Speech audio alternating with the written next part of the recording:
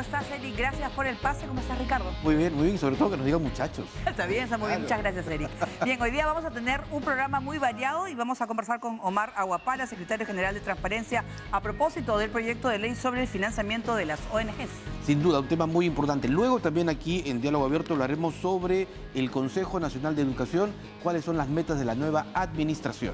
Y también vamos a hablar con Manuel Silva, el psicólogo, sobre más de 290.000 niños y adolescentes presentaron trastornos en salud mental. Así que esto y mucho más esta noche aquí en Diálogo Abierto.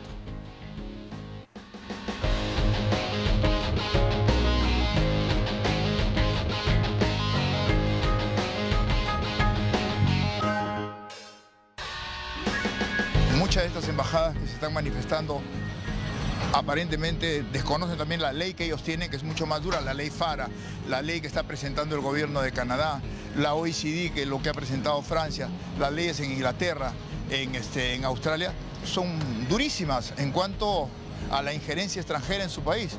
Y acá lo que se quiere es transparencia.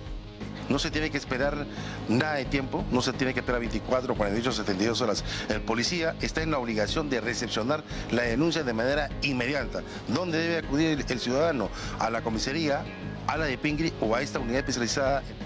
Cuando ingresé a la cartera, existía una proyección de 3.2 millones. Sí. Hemos decidido tomar medidas más agresivas para poder recuperar las cifras prepandemia.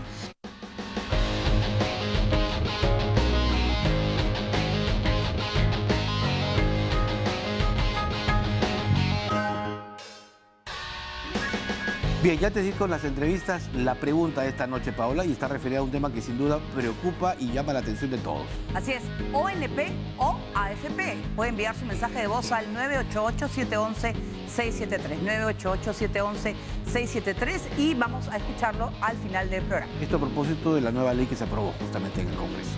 Muy bien, vamos a empezar con las entrevistas. Así es, 16 embajadas que representan a igual número de países han expresado su preocupación en un comunicado difundido anoche sobre la ley que modifica la creación de la Agencia Peruana de Cooperación Internacional, APSI. Así es, muchos han llamado esta ley la ley anti-ONG, ¿no? Y sobre todo ha despertado muchos cuestionamientos. Vamos a saludar a Omar Aguapala, secretario general de Transparencia, que lo tenemos ya en comunicación. Muy buenas noches. Buenas noches, Paola. Buenas noches, Ricardo. Gracias por la invitación. Bueno, ¿cuál es su posición y lectura de lo aprobado en la Comisión de Relaciones Exteriores? De suma preocupación, como el comunicado de las 16 embajadas y la Embajada de Estados Unidos han afirmado, ¿no? Vemos que este proyecto de ley, que probablemente se sume a los más de 60 proyectos de ley que aparentemente se van a discutir e intentar aprobar en las sesiones consecutivas del Pleno que tendremos esta semana, creo que en lo que puede haber un componente aceptable que ya existe, que es el de la transparencia y la fiscalización por parte de diversas entidades del Estado, como la propia APSI, como la SUNAT, como el Ministerio Público, todas instituciones que supervisan y fiscalizan el funcionamiento de las asociaciones civiles sin fines de lucro, como son las ONGs. Hay un componente bastante problemático que tiene que ver con el control político.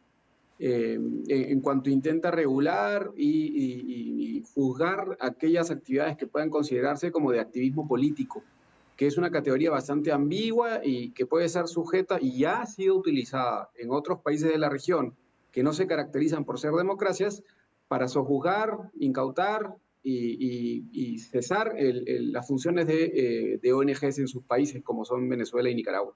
Ahora, esta norma también crea una intendencia nacional que va a controlar las ONGs, que estaría a cargo de SUNAT. ¿Eso también les preocupa a ustedes?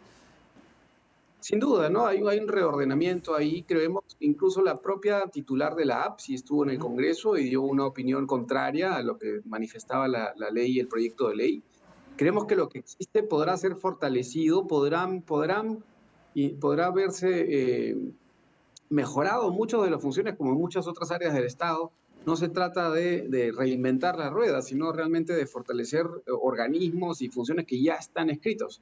En el caso de la APSI es una institución que ya existe, que ya cuenta con potestad para supervisar el funcionamiento de las ONGs, Y es ahí por donde deberíamos seguir. Pero ojo, la supervisa, más no la fiscaliza, y no todas las ONGs están obligadas a inscribirse ante APSI.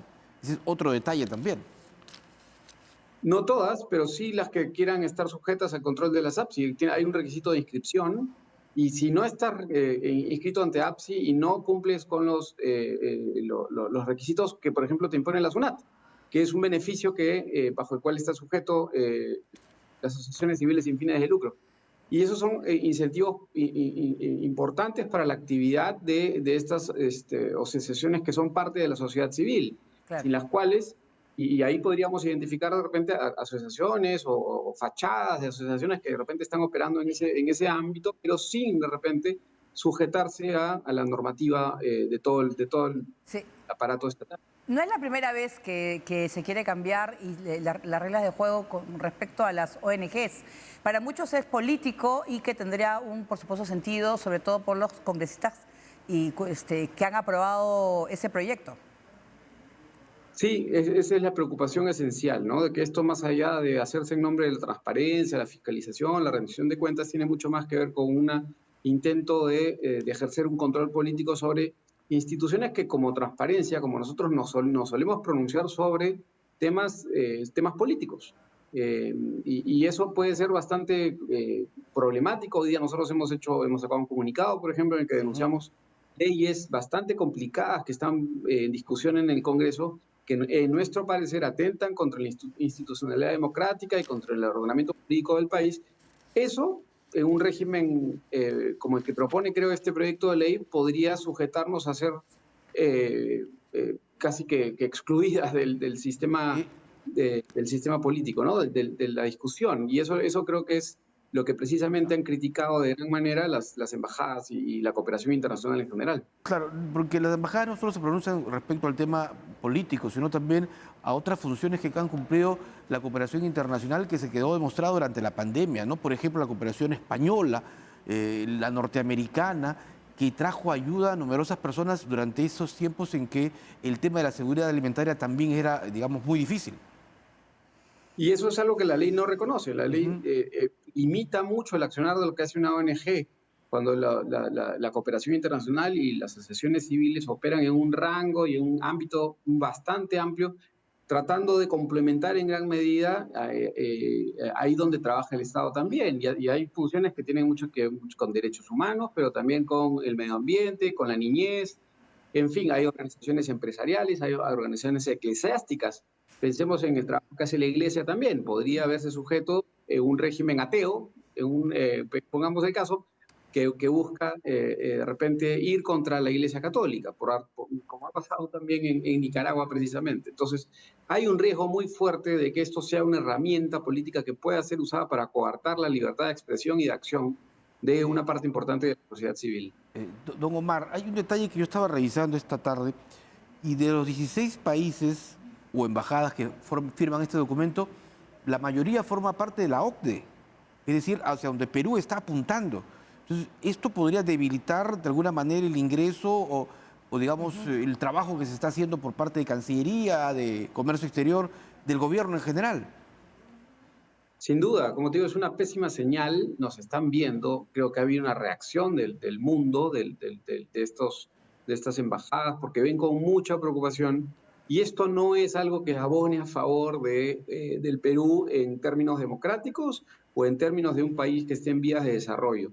Si somos sujetos en parte y somos parte de esta red de países que nos ve con preocupación, es porque hay un esfuerzo conjunto por conducir el país hacia el desarrollo. Creo que metas como, mejor dicho, proyectos de ley como esta más bien representan un obstáculo en esa meta y van a complicar mucho el tránsito del Perú de ser un país en vías de desarrollo a ser un país desarrollado. Señor Aguapara, aprovechando, bueno, también que Transparencia siempre habla pues de temas de agenda, temas coyunturales, el Congreso ha visto la ley que prescribe los delitos de lesa humanidad cometidos antes del 2002. Hay muchas posiciones en contra de esta ley. Sí, sin duda, ¿no? Hay una interpretación bastante forzada de un tema que es bastante importante porque es desconocer tratados internacionales que hemos suscrito y que nos comprometen a respetar la imprescriptibilidad de delitos de lesa humanidad. poner, y hay varios abogados constitucionalistas que ya lo han señalado en esa línea, ¿no?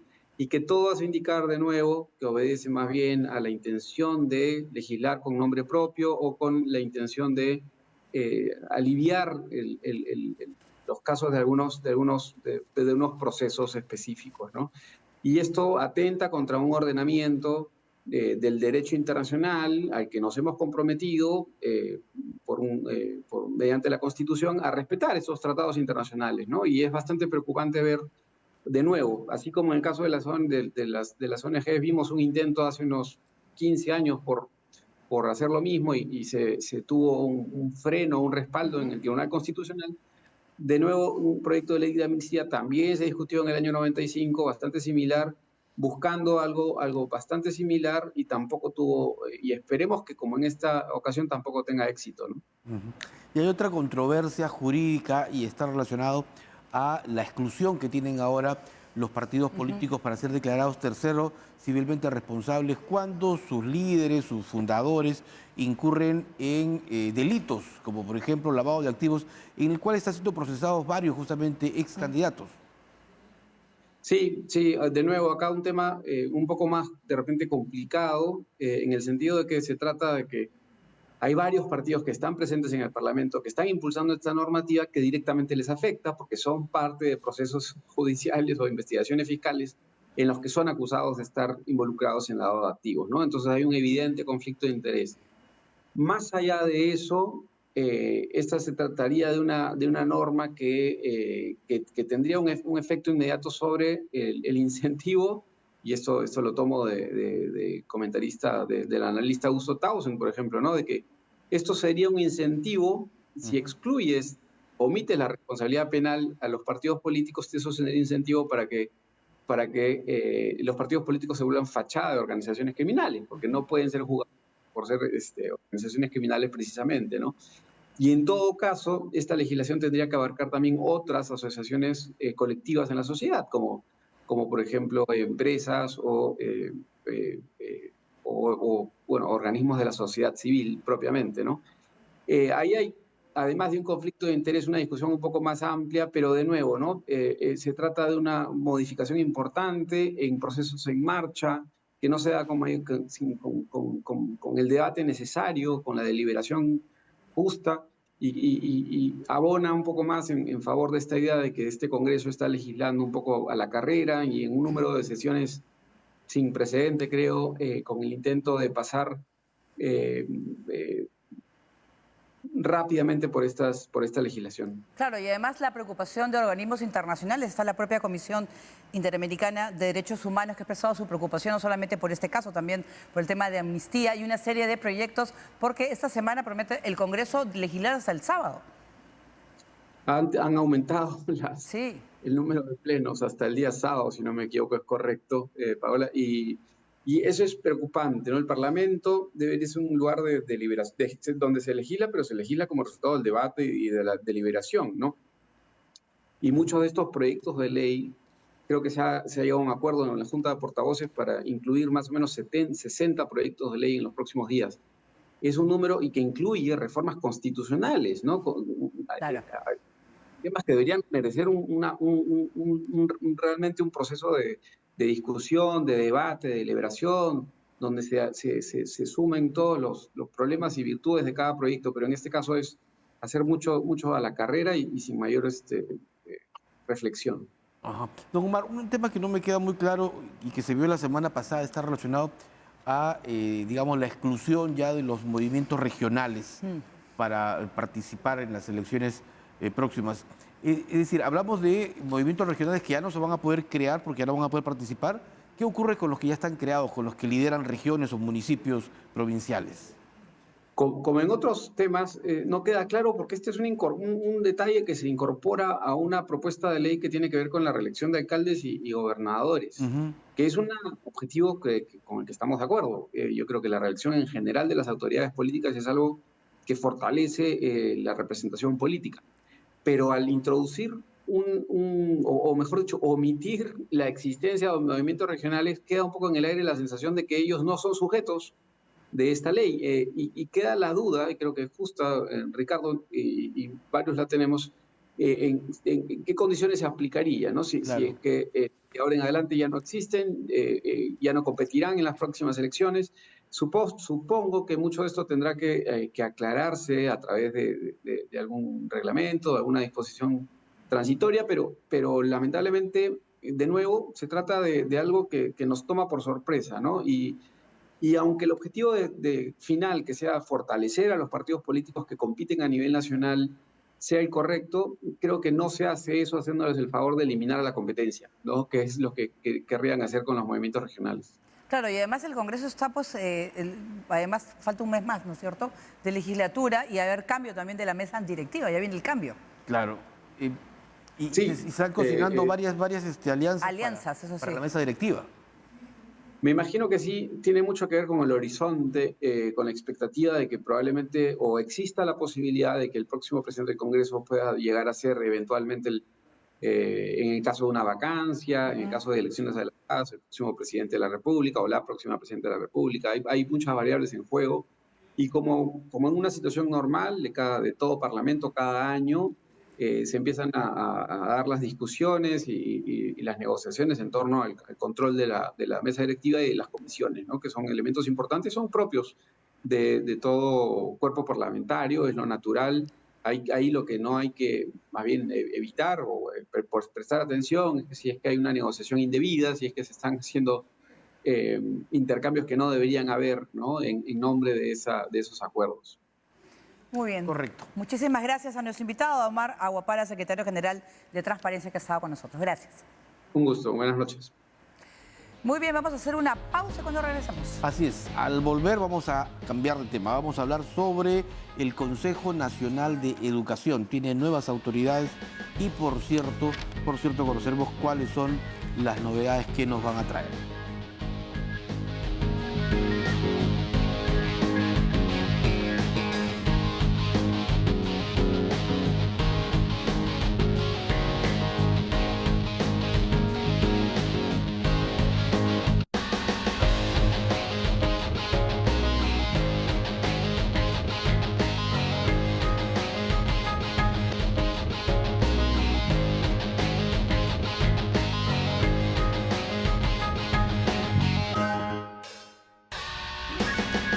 Una de las preocupaciones fundamentales, no solo en el Perú, sino en el mundo, Paola, es el cambio climático. Los efectos los estamos viviendo, por ejemplo, los peruanos, en las diferentes regiones del país. Claro, y también forma parte, pues, de esta capacitación para docentes que será desarrollada por la Oficina de Educación para el Cambio Climático, OCE de París, a propósito al Consejo Nacional de Educación. Acá está su nuevo presidente. Vamos a saludar al señor Luis Lescano. Bienvenido. Muchísimas gracias por la oportunidad para hablar de este tan importante tema. ¿Cómo va a ser esta capacitación? Ya se está llevando a cabo.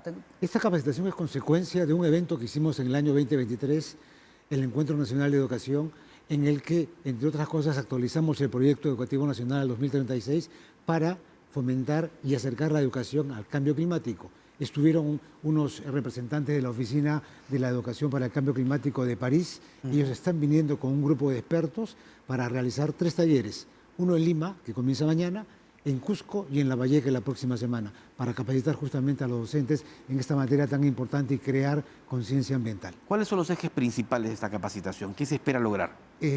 Ellos tienen un programa que lo vienen aplicando en distintos continentes y que tiene que ver primero con un abordaje del concepto de desarrollo sostenible, de cambio climático, para que se entienda y se uniformicen los conceptos en relación a este tema.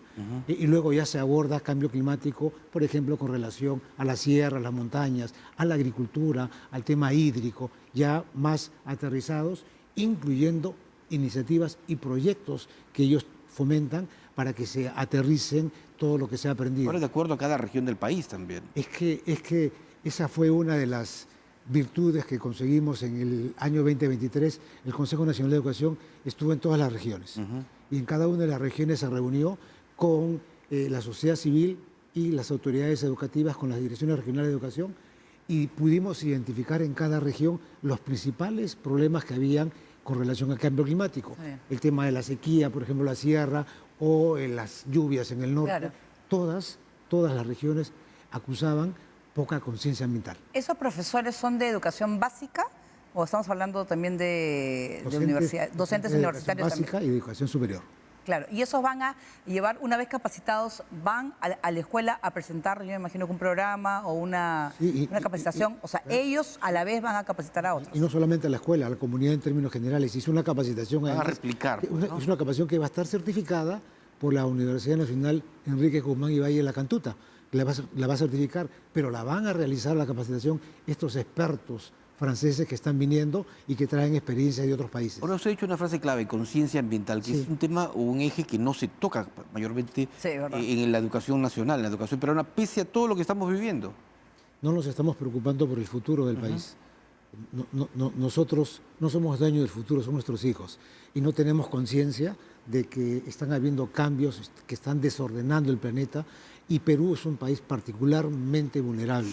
Entonces, esta idea que ha nacido del Consejo Nacional de Educación y que además se ha coordinado con el propio Ministerio del Ambiente, lo que está haciendo es no solamente identificar y declarar el problema, sino ya aterrizarlo para que se difunda con proyectos y con acciones concretas para atacar los diferentes problemas de cambio climático, que además son complejos, distintos y complejos. El problema de cambio climático además es un problema fundamentalmente originado por la acción del hombre, más que por la naturaleza, por la acción del hombre. Claro, y además deben saber lo que pasa en su región, cuál es la realidad, cuál es la situación, en los cuales hablamos de cambio climático, pero ¿qué estamos haciendo nosotros? ¿No? Y los niños también, ¿qué significa el cambio climático? O sea, que son de pequeñas acciones, incluso de mantener la basura en su lugar, de reciclar, de cuidar el agua, todas pequeñas acciones suman. Eso se llama cultura ambiental. Así es. Efectivamente, que no la tenemos y que queremos desarrollarla a través de este evento que es pionero en el Ya. país. Nunca antes se ha realizado de esta manera. Ahora, esto, profesor Lescano, debería ir de la mano con el cambio de la malla curricular.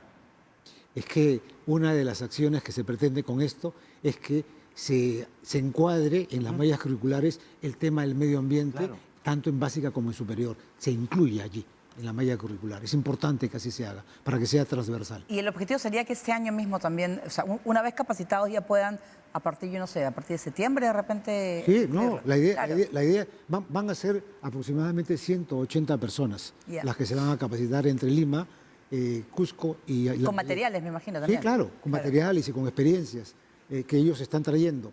La idea es de que estas 180 personas reproduzcan lo que ellos han recibido y pueda difundirse con mayor profundidad y rapidez el tema de la sostenibilidad ambiental, ¿no? Y la problemática desde la educación. Claro, por ejemplo, la defensa de los bosques, de la Amazonía. el Para la agua. gente claro, del agua, que la gente, digamos, o los pobladores, en donde la deforestación está siendo todo un problema. Esas son, digamos, falencias que se han identificado cuando hemos estado en Ucayali, cuando hemos estado en Iquitos, en toda la zona selva. Ellos se preocupan por ese tema, que no son las que ocurren en la costa, por ejemplo, ¿no? Entonces, acaba siendo un tema complejo, pero el programa que nos traen los expertos de París está diseñado justamente para identificarlos, para abordarlos, pero al mismo tiempo para tomar acciones concretas. Y esto va a ir de la mano también con campañas, porque aquí en Lima, por ejemplo, uno sale a cualquier parque y los árboles son baños públicos. ¿No? Sí, es Entonces, lamentable. habría que ahí también incentivar en que esto son parte de nuestro ambiente y son los Hay que que nos cuidar todo, purifican. claro. Uno de los, digamos, de los pilares que gatillan la conciencia ambiental es la participación del sector público y privado. Esto no funciona si es que no hay una articulación entre todos los sectores. Y por eso es que el esfuerzo que estamos teniendo desde el Consejo Nacional de Educación, lo que queremos es eso, que se difunda a la mayor parte de personas. ¿Qué les dicen cuando han podido hablar con los profesores de provincia que a veces no tienen acceso a capacitaciones? ¿Qué les dicen del tema? Yo imagino que están interesados también, ¿no? Ellos están felices. Claro. Están felices doblemente porque primero les va a significar una certificación que no la van a tener otros docentes. Una certificación que no la van a tener con expertos que vienen por primera vez al Perú. Pero además notamos el entusiasmo para que esto que están recibiendo lo trasladen. O sea, se van a sentir instrumentos positivos para poder visibilizar el problema del cambio climático y enfrentarlo. Profesor Lescano, TV Perú es el canal que llega a más peruanos, a más territorios. ¿Cómo se pueden ir a buscar replicar los maestros que están interesados de los pueblos más pequeños? ¿Cómo pueden acceder a esto? Bueno, hemos escogido Cusco y Lambayeque también por temas geográficos, ¿no? Ya. Y claro, como están participando las direcciones regionales de educación, que tienen unos ámbitos de aplicación, eso permite que luego estos docentes puedan visitar las zonas más alejadas y hacer, digamos, replicar lo que están recibiendo ¿Y ellos. habrá posibilidad de ver esto por redes sociales? Por supuesto que sí, claro que sí. Esto va a ser por redes sociales, vamos a alcanzarles a ustedes para que puedan, digamos, conocer el tema.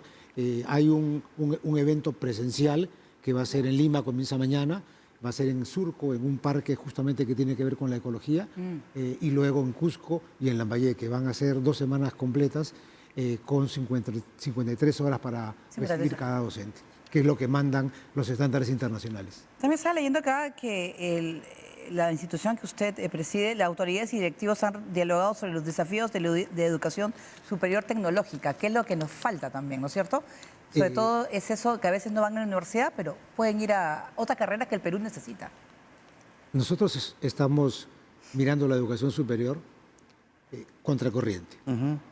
Nosotros estamos posibilitando y ofertando acceso a la educación superior universitaria. Pero ya hay estudios, hay una política de educación superior universitaria y técnico-productiva del año 2021 que se ha trabajado y donde se identifica con toda claridad que lo que más requiere el Perú son técnicos altamente calificados, más que gerentes que salen de las universidades. Pero esto se enfrenta con el paradigma que tenemos los padres de familia de que nuestros hijos vayan a las universidades. Eso implica revalorar la carrera técnica, tecnológica, hacer entender a la comunidad educativa que hay una rentabilidad mayor, hay una conexión directa con el empleo mucho más rápido y que es lo que están requiriendo los sectores productivos de todo el país. Entonces hay que voltear esa matrícula en la que de cada 10 jóvenes que están en la universidad, en la educación superior, 7 están en las universidades y 3 solamente en los tecnológicos. Y la demanda del sector productivo es exactamente al revés. Pero es que faltaría en secundaria poder hablar, ¿no es cierto? Poder hablar con los profesores en los cuales la vocación. Entonces hay chicos que simplemente, o sea, no estudiar en la universidad no tiene nada de malo. Hay gente que tiene, o sea, se lo pone como objetivo y creen que es menos si no sigue una carrera universitaria. Mira, te diría, más allá que informarles en secundaria, colocar cursos en secundaria que los acerque con la educación técnica. Ah, bueno, es verdad, claro. Sí, porque talleres, eso... ¿no? Sí, claro, exactamente. Por ejemplo, los colegios bicentenarios que se están inaugurando, todos traen talleres, o sea, están ampliando, volviendo a lo que era, ¿se acuerda? Hace 20 o 30 años atrás, la educación secundaria técnica. Claro, ¿no? por supuesto. Por ejemplo, yo me acuerdo de haber ingresado algunas veces al colegio 2 de Mayo del Callao, y ver ahora talleres cerrados. Sí. Que deberían estar produciendo con máquinas que se están oxidando. Sí, efectivamente. Yo estudié en el colegio salesiano, estudié en el colegio particular, pero en simultáneo existía el Politécnico, donde los chicos salían del colegio ya sabiendo mecánica, sabiendo automotriz, listos para la empleabilidad, que es lo que el país está requiriendo. Por eso es que en el Consejo hemos identificado esta problemática y estamos desarrollando a través de una mesa, identificando los problemas para sacar conclusiones y recomendaciones para el Ministerio de Educación. El propio Consejo se está actualizando, digamos, cambiando y dejando quizás los temas puntuales, a abrir ya el abanico de oportunidades. En el Consejo habemos 12 consejeros apolíticos, autónomos, especializados en temas de educación básica y educación superior. Lo que nos interesa a nosotros es actualizar el proyecto educativo nacional, que es una política pública para la educación a nivel nacional sobre la cual se construyen los proyectos educativos regionales. Me permito dejarles un ejemplar del proyecto educativo nacional para que lo puedan ver. Y, por supuesto, una de las funciones que estamos haciendo es actualizarlo, porque son instrumentos finalmente humanos que requieren actualizarse y estamos haciéndolo por lo pronto con el tema del cambio climático y otros aspectos también que estamos abordando en los 3 años de mandato que por ley tenemos en el Consejo Nacional. Claro, y además también en el tema, volviendo el tema de superior tecnológico, puede ser también subsidios, porque a veces no acceden a institutos porque no tienen becas, o porque no se puede dar subsidios a la gente para que pueda, por ejemplo, ha habido en beca 18, si muchos chicos estudiaron en institutos tecnológicos. Pronavec debería, y esta es una recomendación en buena onda, debería propiciar para que las becas se destinen más a la educación superior tecnológica que a la educación superior universitaria. Esa es una de las razones si es que el Estado pretende, entendiendo el problema, financiar de esa manera estudios para los que necesitan. Es que el país necesita técnicos, Y muchísimos repotenciar los institutos tecnológicos, el José Pardo, por ejemplo. Esa es una deuda, esa es una de las fracturas que nosotros consideramos dentro del sistema educativo, en términos generales. La infraestructura, además de los colegios, que ya se ha hablado mucho de eso, en los tecnológicos es una lágrima. Hay muchos institutos tecnológicos a los que yo pude conocer cuando presidí el sistema de acreditación para institutos, con grandes extensiones y con maquinaria que tiene 60, 70 años. Y con esa están haciendo práctica los estudiantes de los institutos. Tiene que haber un compromiso estatal prioritario para fortalecer la educación superior tecnológica pública, sobre todo. Claro. Bueno, interesantísimo toda esta conversación. Vamos a repasar porque este es un proyecto al 2036. Correcto. Es decir, tenemos todavía 12 años para ejecutarlo. Sí. Y lo verán nuestros hijos, Estamos nuestros entusiasmados con nietos quizá, pero... Yo por lo menos mi hijo todavía está en el colegio.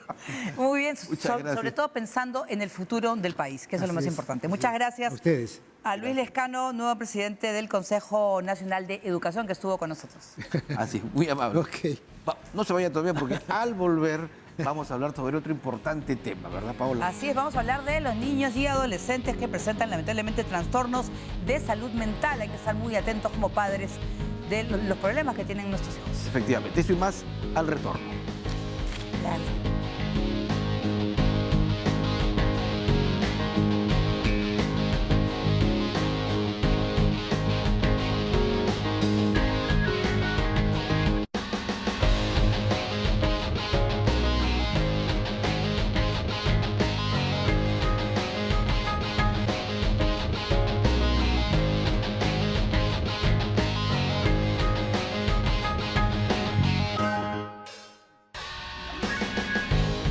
Bueno, vamos a hablar, como decíamos, Paola, hace instantes, sobre los trastornos de la salud mental, que es un tema prioritario dentro de la agenda. Así es, vamos a saludar a Manuel Silva, él es psicólogo hablando. Muy buenas noches, bienvenido. Buenas noches, Ricardo. Estaba viendo la cifra de más de 290.000 niños y adolescentes que presentaron trastornos de salud mental. Justo antes de la entrevista hablábamos del tema de ansiedad, ataques de pánico, depre también. Es mucho, yo escucho cada rato... Depre. Chicos, estoy depre. Estoy depre. Es parte de una moda, ¿no?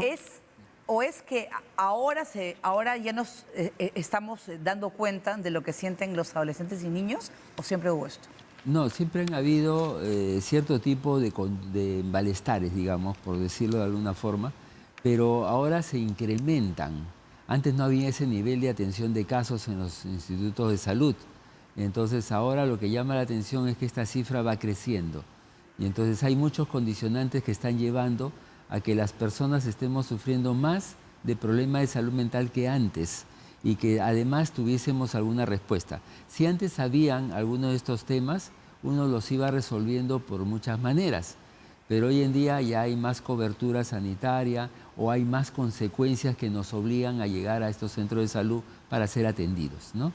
¿Y cuándo debemos llevar a nuestro hijo o hija al psicólogo? O sea, La regla es cuando la conducta equivocada o dañina perjudica tu vida diaria. Ya. Por ejemplo, la ansiedad. Uno puede tener ansiedad y mover el pie, ¿no es cierto? Claro. Estar con ese temblorcito en el pie. Ya. Pero si yo ya me estoy comiendo la uña al punto que me hago daño, ya ahí es el límite, ¿no? O hay unas personas que se comen el pelo. Sí, lo también jalan, he visto se eso. comen el pelo. Los dedos. Los dedos, ¿no? Entonces, esa ansiedad cuando ya hace daño, recién ahí ya es un tema preocupante, ¿no? Ahora, llegar a esa situación, a ese punto que usted nos está describiendo, ¿es porque ya estamos en un límite? ¿O estamos empezando? Dependiendo, ¿Cómo se define esto? Claro, es que dependiendo de las personas, pero a juzgar por la cantidad de casos, sí ya estamos hablando que es una sintomatología social, digamos, ¿no? Todo este tipo de conductas que van saliendo. ¿Y desde qué edad presentan eso? Porque la ansiedad puede ser un chiquito de 4 años, ¿o no? Claro, desde que más o menos tienen un razonamiento de lo que les espera. Pero generalmente es cuando 6 entran años. al sistema educativo, ¿no es cierto? Bueno, ¿O no? ahí también viene lo que pasa, es el apego que hayan tenido, el tema del apego, el desprendimiento con la familia, ¿no? Que les genera temor a los desconocidos, temor al nuevo escenario, ¿no? Pero la ansiedad ya empieza a venir, por ejemplo, si en el aula el niño tiene ganas de que eso ya termine pronto, esa clase. Ya. Entonces ya le viene la inquietud.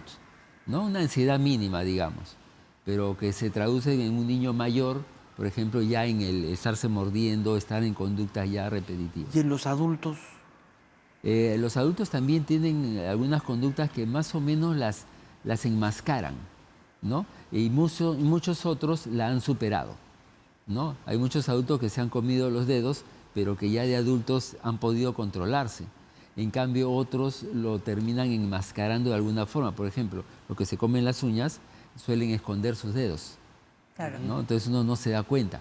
Claro. Pero sí, con el menor descuido están otra vez. No se... Pero es más el número de personas que tienen, no son problemas de salud mental, son de repente condiciones o características. Por ejemplo, es la frustración al error, no fallar, por ejemplo. Es la presión que hay, por ejemplo, con adolescentes de 17 años, 16, cuando terminan el colegio y tienen que ingresar a un centro, a la universidad, por ejemplo. Y tiene, por ejemplo, la primera postulación y no logra ingresar. Claro, y no entran. Bueno, eso es parte de la presión, no solo familiar, también cultural. Porque todo el mundo te dice que el paso natural es del colegio a la universidad. ¿No? Lo que comentaban hace un rato, no hay una carrera técnica, no hay una segunda alternativa. Entonces todos los chicos tienen la presión social de decidirse, ¿no? Claro. Y entrar en ese camino. Son muy jóvenes, creo, ¿no? Para poder escoger, no sé. Claro, y esta es una época en que ya los papás están preguntando a los chicos de quinto, ¿qué vas a estudiar? ¿Qué quieres estudiar? Y en el colegio, las academias o las universidades están llevando también... En quinto, ya están ya. ¿no? Entonces, por los dos lados, ¿no? En la casa y en el colegio. Claro, o sea, es una presión de todos lados, porque ya terminas una etapa y necesitan que tú enganches en la siguiente etapa, ¿no? Entonces el chico ya tiene esa presión. Entonces hasta ahí todo va bien, digamos, entre comillas, porque así hemos funcionado siempre. El problema es cuando esta presión me suscita en mí o ansiedad o depresión u otros tipos de problemas, ¿no? Depresión, por ejemplo, lo que mencionabas, una depresión pues es un estado de tristeza que puede manejarse, pero cuando esta depresión ya va calando en un sentimiento más sistemático, más frecuente y trae problemas en tu vida diaria, es allí donde ya es un problema de salud. Entonces, los chicos que bajo esta presión de no saber qué elegir en la universidad caen en una depresión, porque no son lo que mis padres esperan, no son lo que la sociedad me dicen. Qué vergüenza con mis otros compañeros. Es que se comparan también. O sea, por ejemplo, el tema de las redes sociales, ¿afecta? ¿Ha hecho que aumenten los casos de salud mental? En realidad las redes sociales no tendrían por qué afectar porque es un elemento. Lo que afecta es el uso o mal uso de ellas. Entonces, es un condicionante, ¿no es cierto? Entonces, ese condicionante que el niño no es capaz de manejar, pero no me estoy refiriendo al niño solamente el niño de edad, porque también el adulto cae en esa niñez de estar en las redes sociales. No, pero estábamos comentando justo el me gusta, si te ven y dicen, uy, no tengo likes, no me quieren. Claro. Claro, es una necesidad de aprobación social. Pero en toda la edad, en todas las edades, ¿ah? En todas las edades. Y están pendientes, con el teléfono pegados, cada minuto. Entonces, el tema es que todas las personas tenemos esa necesidad de aprobación social, toditas. Claro. Por eso nos bañamos, nos peinamos, nos cambiamos, nos perfumamos, porque queremos caer bien. En el caso de los niños, con más razón, porque en los adolescentes, porque se están comparando, quieren surgir, quieren conquistar, ¿no?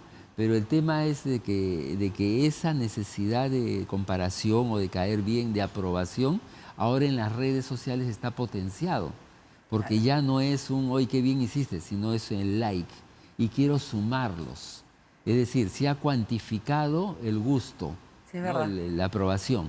Entonces ahora ya no es de que caigo bien, ahora es cuántas veces caigo bien. Y ahí están los likes, ¿no? Ahora, yo quiero preguntarle este tema de la presión social para los chicos que no ingresan a la universidad. Porque esto va a ser, digamos, un factor fuerte el próximo año ¿no? Y los que se están preparando ahora. ¿Cómo debe actuar un papá cuando su hijo no logra, que es la mayoría, ingresar la primera vez a una universidad? Bien, el tema de los papás es vital porque los papás son los que le dan en la mayor presión. Y hay muchos papás que más bien los acusan y los presionan mucho más. Entonces hacen en ellos la posibilidad de una depresión. El papá tiene que tener la idea de que un año no ingrese no pasa nada, ¿no? Porque en realidad hay personas que han estudiado toda una carrera, toda una vida y después se cambian de carrera. y Claro. hacen una nueva profesión allí. Es que muy jóvenes salen, por ejemplo, hay uno que tiene 16 años. Sí, entonces, pero el tema es de que no se pierde nada si un año no ingresa. Es verdad.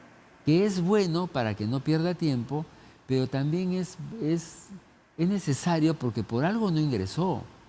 Entonces hay algo que él tiene que terminar de madurar. Como bien dices, hoy en día los chicos salen muy niños, Sí. porque ahora hay un tema de límite de edad. Claro. No, ahora se ingresa con 3 años cumplidos. Antes yo recuerdo que en mi colegio yo estudiaba con chicos que me daban 5 u 8 años más, porque no había límites. Entonces hoy día los niños salen chiquitos, pues 15 años, 16 años, que no debería ser, ya deberían ser autónomos. Pero a juzgar de nuestra sociedad latina sobreprotectora, los niños de 15 años son muy infantiles, muy bebés, muy inmaduros, ¿no? Entonces a ellos se les está arrojando la presión de elegir para toda la vida una profesión. Entonces, ¿cómo van a responder ellos? Pues, ¿no? O sea, no tienen muchos argumentos. Pero si a los 23, 24 años uno no sabe lo que quiere, imagínate los 16. Exacto. Entonces ellos tienen que saber de que escojan y si se equivocan, cambian. Y si no ingresan, estudian para reparar lo que les faltó, ¿no? Claro. O sea, pero con la soltura de no te preocupes, hijo, está bien que ingreses y si no ingresas, tampoco va mal. O sea, Es no verdad. pasa nada. Simplemente es otro intento, ¿no? Pero eso es muy importante, el acompañamiento de los padres en ese sentido. Sin Para que duda, no- sin duda me va a tocar esos que va también. A mí Y claro, también, el próximo año. Y tenemos que irnos preparando, ¿no? El último año de secundaria, ¿no? Quinto. Es el vital para ir eventualmente a postular a una universidad o un instituto tecnológico. Es importante que, por ejemplo, nosotros podamos ir durante estos últimos meses a alguna universidad, a recibir información, a ver cómo es una universidad o un instituto superior. En realidad hay visitas guiadas de las universidades.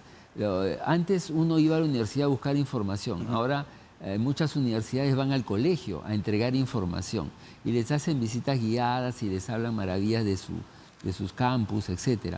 Entonces el niño tiene una variedad, pero eso también pasa al límite de ser un exceso. Antes uno tenía unas cuantas profesiones y unas cuantas universidades que escoger. Hoy en día los niños tienen un abanico de profesiones y de universidades, entonces se marean. Ya terminan por no saber exactamente qué quieren. Por ejemplo, en mi rubro, psicología, ya yo quiero estudiar, yo quiero ser psicólogo.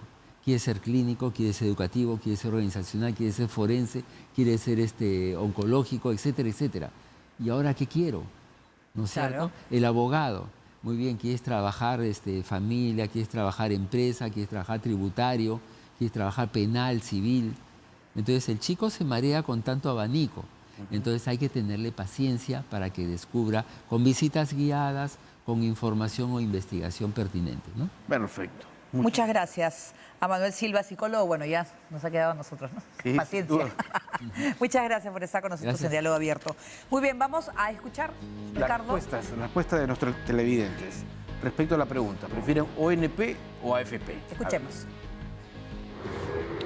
Hola, soy Roberto Fajardo. Mejor es la ONP. Hola, buenas. Aquí Alexis Rodríguez de Los Olivos. Yo considero que es mejor la ONP que la AFP. Prefiero que mi pensión esté manejado y administrado por el Estado que por una empresa privada. Hola, ¿qué tal? Mi nombre es Jorge Adrián y para mí el más seguro es la ONP.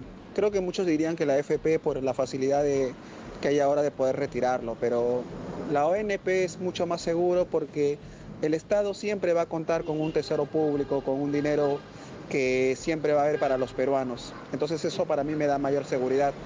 Y porque en algún momento vamos a necesitar esa plata y si no la sabemos administrar y vamos a estar sacándola, entonces puede ser peligroso. Pero para mí la ONP me parece lo más factible y lo más seguro. Bueno, ya inobjetable. No, ya no hay nada que comentar. Muchísimas gracias por estar con nosotros hoy. Hasta mañana. Chao.